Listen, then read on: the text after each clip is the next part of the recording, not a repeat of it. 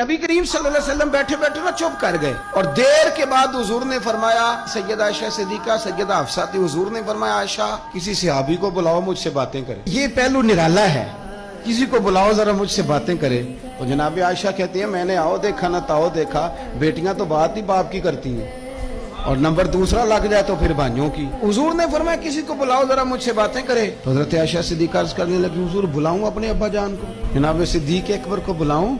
हुजूर मुस्कुराए और मुस्कुरा के फरमाया नहीं तू रहने दे, प्यार बड़ा है, नहीं तू रहने दे। तो हजरत हफ्सा कहती हैं जब हजरत आयशा पीछे हटी तो मैंने फौरन आगे बढ़ के ना तो अर्ज की हुजूर मैं अपने अब्बा जी जनाब उमर को बुलाऊं। तो हुजूर फिर मुस्कुराए, फरमाया ठीक है उमर भी, पर तू मेहरबानी कर रहने दे, कुर्बान जाऊं हजरत उस्मान आपकी शान पर, क्या नसीबा है।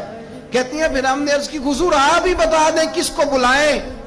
तो कहती है हमने हुजूर के चेहरे पर अजीब सी संजीदगी देखी।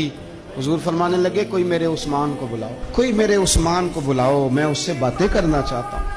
कहती है पैगाम चला गया, उस्मान आ गए, पर्दा गिर गया, बीबियां अंदर चली गईं, हुजूर ने पहलू में बिठा लिया, मेरे नबी ने माथा भी चूमा, हुजूर ने प्यार भी किया और फरमाया उस्मान उस दिन साबित कदम रहना जिस दिन लोग तुम्हें शहीद करेंगे। उस्मान उस दिन साबित कदम रहना जिस दिन फितने उठेंगे। उस दिन साबित कदम रहना जब लोग तेरी कमीज उतारना चाहेंगे जो अल्लाह ने तुझे पहनाई होगी।